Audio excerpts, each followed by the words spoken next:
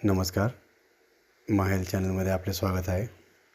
आज आपण बघणार आहोत युविन ॲप्लिकेशनमध्ये जे आपले डिलिव्हरी पॉईंट असतात, म्हणजे जसं PSC लेवललाही डिलिव्हरी होते, नंतर सबसेंटर लेवलला डिलिव्हरी होते.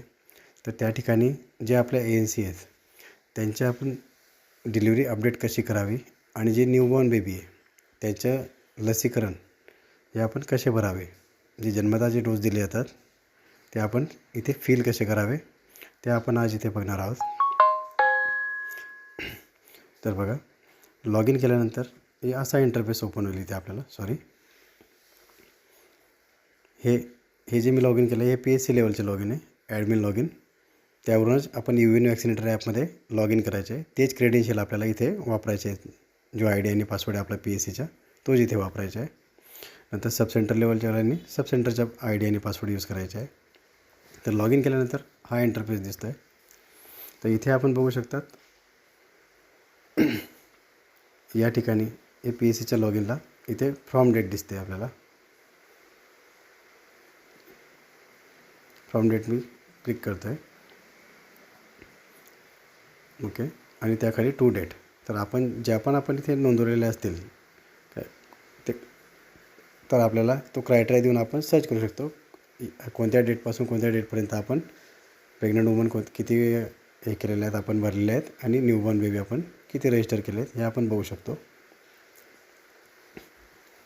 हे फक्त बघू शकतो आपण इथे काय काय नाही. पण आता बघा, मेन प्रोसेसकडे वळूया. इथे आपल्याला बघा सर्च बटन दिसतं आहे, तिथे क्लिक करायचं आहे. तिथे क्लिक केल्यानंतर मेंबर सर्च म्हणून ऑप्शन येतं आहे. त्या ठिकाणी इकडे आपल्याला दिसतं आहे सर्च बाय मोबाईल नंबर किंवा रेफरन्स ID. सबसेंटर लेवलला वेगळं दिसेल, कारण की तिथे बरेचसे ऑप्शन असतील. आपल्याला रेशन कार्ड आहे ते सगळ्या गोष्टी दिसतील. पण इथे ॲडमिन लॉग इनला हे 2 ऑप्शन दिसत आहे मला. त्याच्या बाजूला मोबाईल नंबर सिलेक्ट केल्या गेल्यानंतर त्याच्या बाजूला सर्च मेंबर म्हणून आहे. त्या ठिकाणी आपल्याला मोबाईल नंबर ॲड करायचा आहे.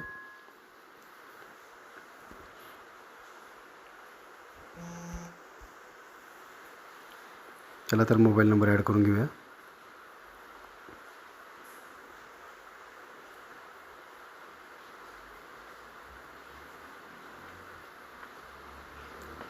मोबाईल नंबरला थोडं ब्लर केलं आहे मी, कारण की प्रायव्हसी इश्यू असतो त्यामुळे.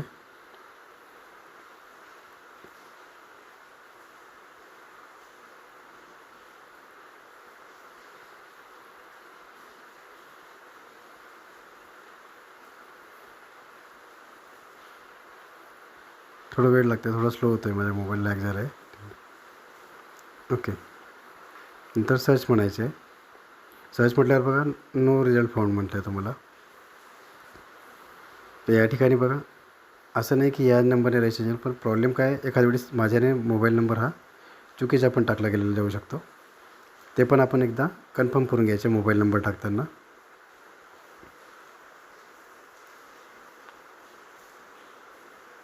डिलीट करतो तो नंबर मी. परत एकदा कन्फर्म करून घेतो मोबाईल नंबर की माझ्याने चुकीचा टाकला गेला होता, त्यामुळे ते नो रिझल्ट फाउंड म्हणत होता.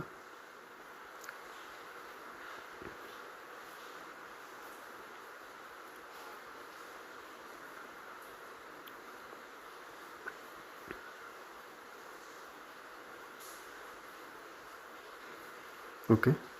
तर मग आपला सर्च करायचं आहे. त्यानंतर त्या नंबरवर जी ANC आपल्याला घ्यायची आहे तिला आपण सिलेक्ट करून घेऊया.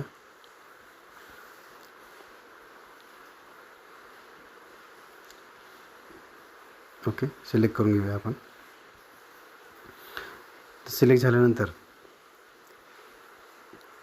हे बघा ती ANC आपल्याला दिसेल, तिचे वय हे आपल्याला दिसेल, फिमेल, प्रेग्नंट वुमन, या प्रकारे आपल्याला हा इंटरफेस दिसेल. या ठिकाणी बघा आपण बघू शकतात इथे प्रेग्नन्सी डिटेल्स म्हणून दिलेले आहेत. त्या ठिकाणी प्रेग्नन्सी 1 आहे आणि त्या ठिकाणी बघा त्याच्या बाजूला अपडेट बटन आहे. तर अपडेट बटनला क्लिक करायचे आहे. अपडेट बटनला क्लिक केल्यानंतर हे असे 3 ऑप्शन ओपन होतील. प्रेग्नन्सी बेसिक डिटेल्स बघा, प्रेग्नन्सी बेसिक डिटेलला क्लिक केल्यानंतर तिची LMP आपल्याला इथे दिसते, EDD आपल्याला इथे दिसते, ब्लड ग्रुप बाकी आहे, ब्लड ग्रुप आपण टाकू पण शकता नंतर, आणि date of last pregnancy outcome. एखाद्या वेळी दुसऱ्या किंवा तिसऱ्या खेपेचे असतील तर ते आपण इथे भरू शकतात. ते भरून गेल्यानंतर सबमिट करू शकतो आपण इथे. त्यानंतर दुसरा ऑप्शन आहे रूटीन वॅक्सिनेशन इन प्रेग्नन्सी. तिथे आपण ते बघू शकतात हिला कुठली कुठली वॅक्सिन दिली. सॉरी, बाय मिस्टेकली क्लिक केलं माझ्याने.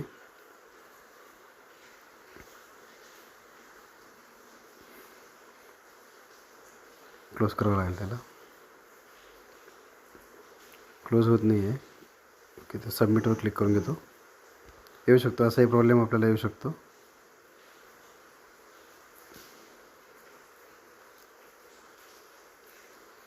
ओके, सबमिट झालं आहे. ती विंडो क्लोज होऊन जाईल आता. ठीक आहे. त्यानंतर दुसरं आहे आपलं रूटीन वॅक्सिनेशन इन प्रेग्नन्सी. इथे आपण बघू शकतात तिला TD1 किंवा TD2 किंवा TD बूस्टर असेल कोणाचा तर आपण तिथे बघू शकतात. आणि इथे डाउनलोड सर्टिफिकेट पण आहे. ते सर्टिफिकेट आपण त्यावेळेस डाउनलोड पण करू शकतो. ठीक आहे, त्यावर क्लिक करू. नंतर आता इथून मेन मुद्दा चालू होता प्रेग्नन्सी आउटकम. तर बघा, प्रेग्नन्सी आउटकमला आपण क्लिक करून घेऊया. इथे आपल्याला फिल करायच्या या गोष्टी. तर बघा, पहिलं ऑप्शन आहे डिलिव्हरीमध्ये, तर प्लेस ऑफ डिलिव्हरी. ते आता इन्स्टिट्यूशनल आहे, होम आहे किंवा ट्रान्झिट, यापैकी आपण ऑप्शन निवडू शकतात. आता इन्स्टिट्यूशनल आहे म्हणजे संस्थात्मक, त्यामुळे मी पहिलं ऑप्शन निवडतो आहे. त्यानंतर बघा टाईप ऑफ डिलिव्हरी, 2 नंबरच्या ऑप्शन पुढे type of delivery. Type of डिलिव्हरीच्या इथे बघा ती नॉर्मल आहे, LSCS आहे किंवा असिस्टेड. तर नॉर्मल असेल तर नॉर्मल भरतो इथे.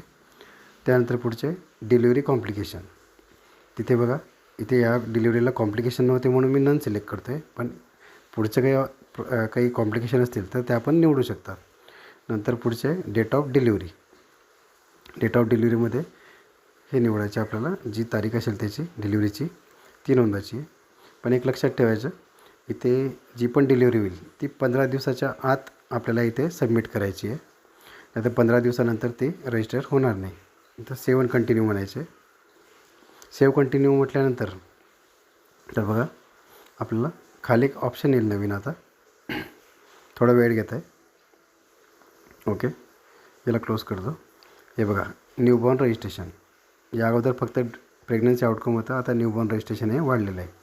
आता न्यूबॉर्न रजिस्ट्रेशनला आपण क्लिक करून घेऊया. क्लिक केल्यानंतर आता ते लाईव्ह बर्थ आहे की स्टील बर्थ आहे ते आपल्याला निवडायचे. आता लाईव्ह बर्थ आहे म्हणून मी लाईव्ह बर्थ निवडत आहे. आता चाइल्ड नेम.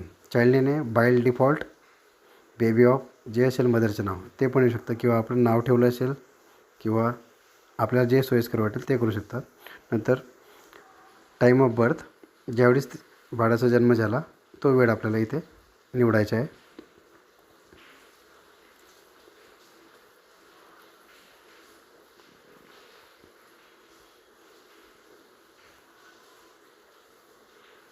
ओके, नंतर ओके म्हणायचं आहे.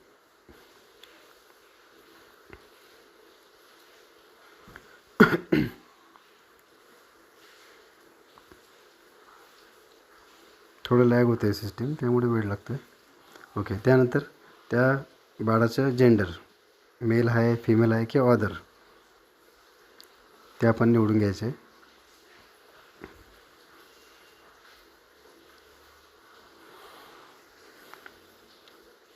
त्यानंतर जन्मता बाळाचे वजन किती होते ते किलोग्रॅममध्ये आपल्याला टाकायचं आहे, ग्रॅममध्ये आपण टाकायचं नाही. ओके, तर आता वजन आपण टाकून घेऊया.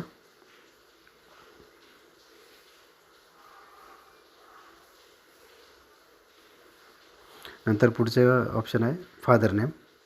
त्या बाळाच्या वडिलांचं नाव काय ते आपण टाकून घेऊया.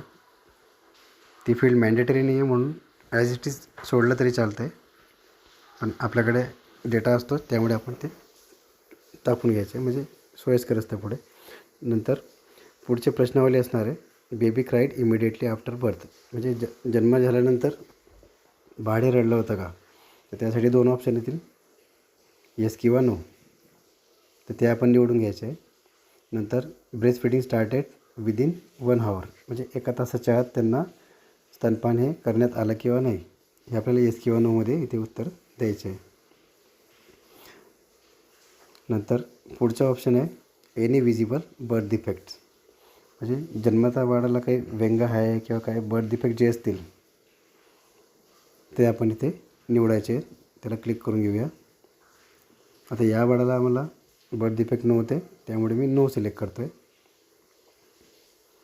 नंतर PVTG हे नो करायचं आहे. नंतर पुढे बघा, आता त्याचे वॅक्सिनेशन डोस चालू होतील.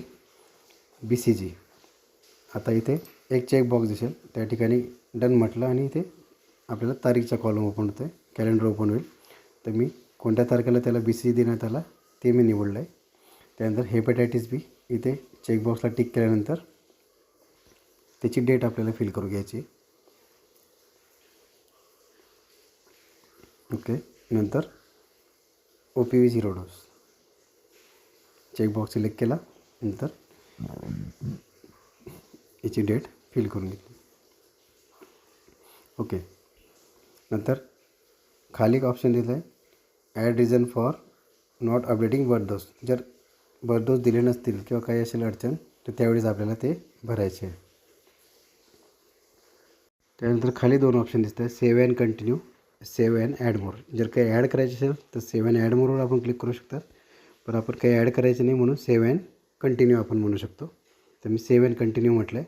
त्यानंतर बघा, चाइल्ड ॲडेड सक्सेसफुली आणि वॅक्सिनेशन डेटा अपडेटेड सक्सेसफुली असा मेसेज आलेला आहे. या प्रकारे आपण अशी चाइल्डची एंट्री आपण इथे करू शकतो EVILला. मग त्या नंबरवर त्या मातेची ते चाइल्ड लिंक होऊन जाईल.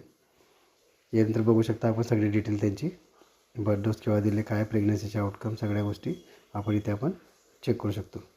अशा प्रकारे अशा सोप्या पद्धतीने आपण डिलिव्हरी आउटकम भरू शकतो. आणि आपले जे लहान बाळ आहे त्याचे बर्थ डोस आपण इथे आपण EVILला भरू शकतो.